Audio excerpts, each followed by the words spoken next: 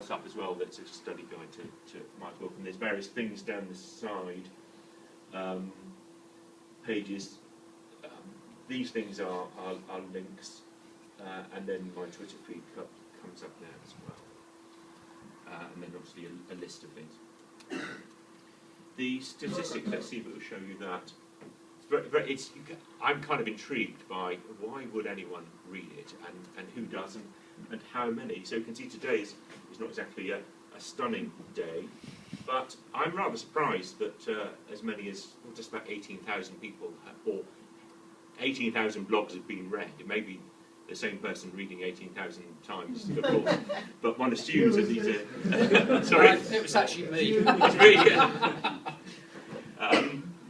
But this, when one looks at the months, just makes it even more interesting, really.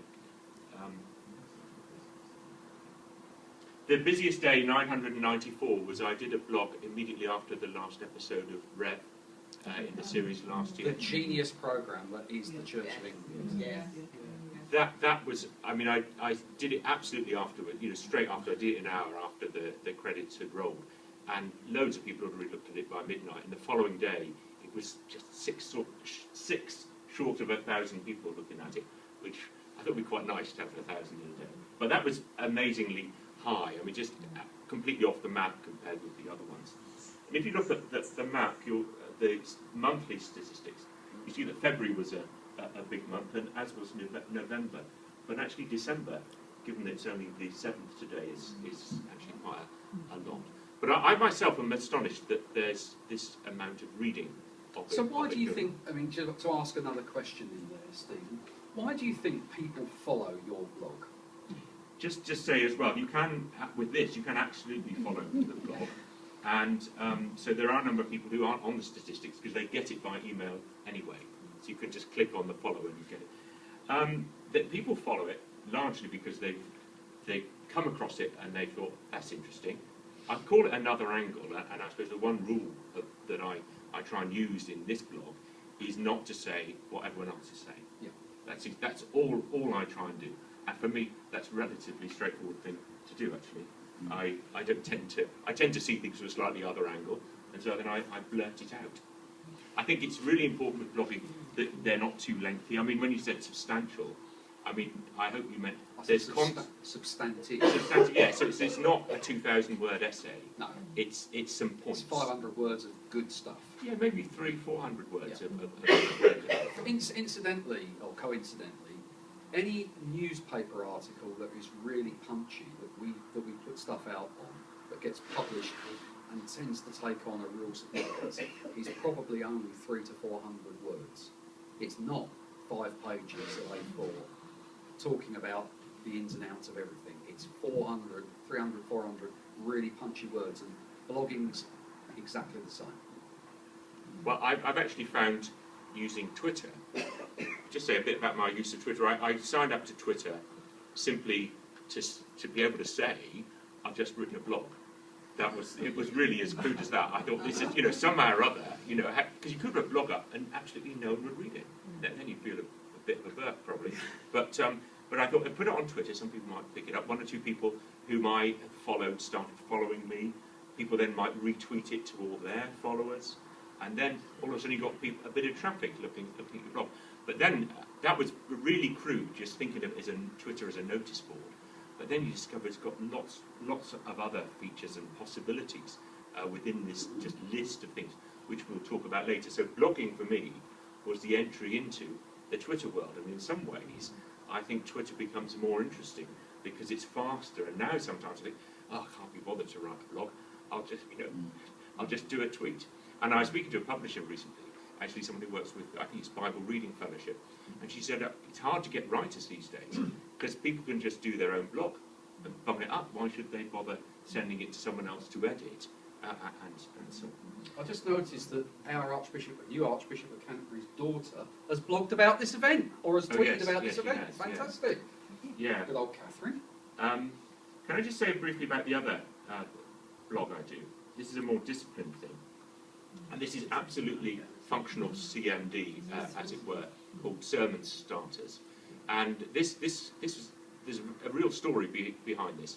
I run a kind of Bible study and breakfast group for students and young adults at the cathedral, and I was preparing conversation starters for them because I didn't want to be talking all the time. So give them a bit of give them breakfast, or let them help themselves to breakfast, have a bit of a chat, and then say, now here's some stuff, work in groups and see what you do. So it was a bit of an introduction, the gospel of the day, then a few questions coming out of it. Did that for a while, and then I thought back to the good old days when I was a vicar and rather lonely. I thought, if this came into my inbox every Monday, it'd be a brilliant start for the week for me, because it'd just be some bit of interaction. And it wouldn't tell me what to preach, but it'd get me going, and I had a sense of talking to someone almost with it. So I decided to set up a blog and bung that out on it. And that's then become a bit of a discipline for me, really. I put one of these out every week. It'll be either 8, 7, 6 days beforehand, or maybe if life's really terrible, a bit after that. But I try and get it out the previous weekend. And the stats on that are quite interesting as well. That's really had a bit of a boost just recently. Because I think because I've changed the style in which I do it. So it hasn't had as many hits, but it's getting on for well, it's just over 11,000. You might remember I started off putting this on the forum. I went off putting on the forum because putting on the forum was really hard work, just because of the way in which our website is set up. When I did this it was infinitely easier to do this, which means that anyone on the planet with access can read it, than it was to do it to the number of people who would bother looking on forum. Also, you can tell the stats on forum, how many people have looked at your things, and actually it wasn't very many, although it went to all the clergy and readers. These numbers are just astonishingly high compared with what was possible then. And actually, just about, I go all over the place, and people sort of talk to you about your blogs, one or the other. Priest in Stepney the other day I was with, he said, oh yeah, I quite often look up sermon starters, not every week, but bit stuck, and that's what I'll do. 150 was the busiest day. That was fairly recently, and the monthly stats on this show that it's becoming much more rare, just November, December this year. See, November was a much bigger month than earlier. You really learn by doing, and I think the thing to do is you always feel, actually I don't really know how to do this, what would I do? But you're only ever going to get onto stage 2 if you go through stage 1. And actually it's relatively safe, because when you're learning how to do it, you press that button, it says publish. Published it, who's going to read it, really? Hardly anyone. It's only when you've got a sort of big readership that matters. I was quite anxious actually last Saturday about the Rowan Justin one. I thought, is this really a good thing to do or not? And I was a bit hesitant. And in fact, I wrote the blog the day it was announced that Justin was the next Archbishop. I didn't know what to do with myself, really, so I wrote a blog. Well, we had a long conversation there, didn't we? Several long conversations. And I sent it to Keith, because it wasn't in the style that it is now. It's in the style of a kind of public letter to Justin saying, well, this is why you'll be a good Archbishop, something like that. And actually, this is why you're a bit like Rowan, although everyone sees you as opposite. But Keith said, no, don't do that today. But I showed it to a few other people, and they said, yeah, it's quite good. It'd be good if you put it out. And I wasn't sure. And then I thought, I know what I'll do. I'll depersonalise it and just do it as in a slightly different style and just bung it out. And it seems to have struck a chord. And the following day, that was last Sunday, so I knew a lot of people had read it by then, I went into the Advent Carol service, and who should be in the vestry but Justin, whom I hadn't expected to see because I thought he was going on Saturday. And we were talking about, oh yes, he said, I liked your blog. That was all right. So, time is really important in this, and one of the reasons that I advise not to do it on the day is that we will get in heat from the world's media, and that would have just become another sensationalism thing for the day that would have ended up in the international media, which would have been interesting in itself, but would have detracted from what the piece was really about. I think it's really important if you're a blogger you've got to be a little bit courageous, a little bit of a risk taker. There's no point in putting out bland. There's no point. It's got to have, who would want to read bland? You want to read edge. But if you're going to be in that edge, you need to take advice from people.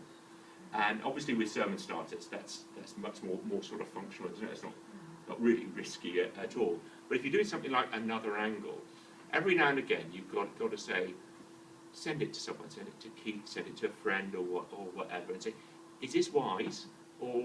And sometimes people say, no, that's not wise, that's stupid. Don't say that in public. And other times you'll be feeling really sensitive about something, because no, that's and absolutely sometimes you what don't needs to even be need to send it to anybody. Sometimes you just need to, vent your spleen almost in terms of what you're going to write, and then save it as a draft.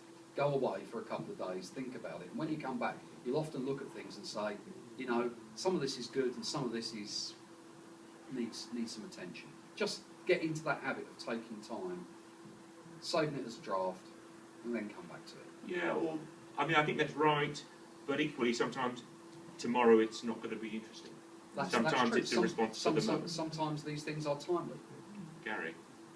Do you think, therefore, that blogging is a personality type, in that, as you said, it's got to be edgy, it's got to make people want to come back to the next blog, you've got to be prepared to cope with the combat if people don't like what you put, so you're putting yourself out on, exposing yourself. Yeah. And do you think that there's people who will be more inclined to do that than other people? Yes, I think that's the case. But I think there's blogging and blogging.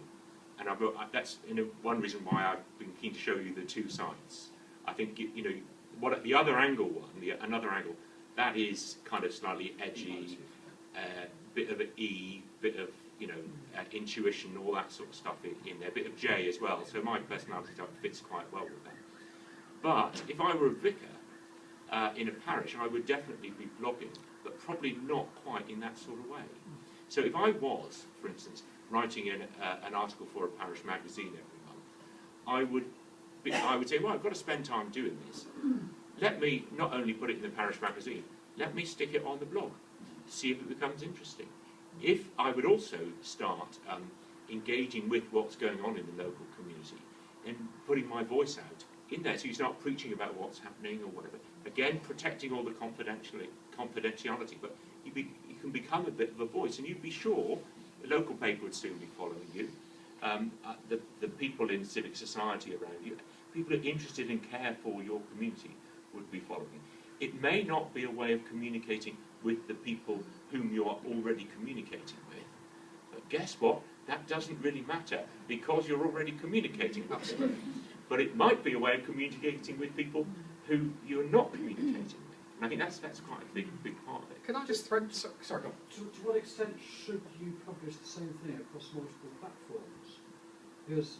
Yeah, it's a good question. I mean, I know that I will get in, if I start blogging the same thing that I'm writing in the parish magazine, I'll then get into bother from the editor of that I'm cutting the legs from underneath them, because why do people then have to buy the parish magazine? But I think, that's an interesting point, and why these different platforms exist is that they have subtly different audiences. And I think you need to think about who you're reaching out to in some of these things. A parish magazine might be very different to a blog. A blog may be being read by people in other parts of the world that are just interested in keeping up to date with somewhere they've been, somewhere they grew up, somewhere their parents live or whatever.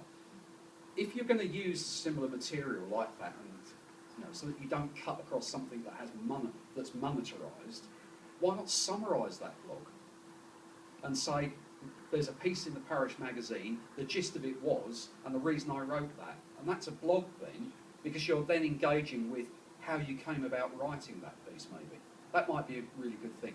What's for sure is that people that are reading blogs aren't necessarily the people that are following you on Twitter or on Facebook or on other social media.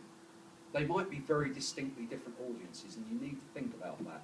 And I think it's absolutely appropriate to put things on multiple different platforms, but I think you need to style them slightly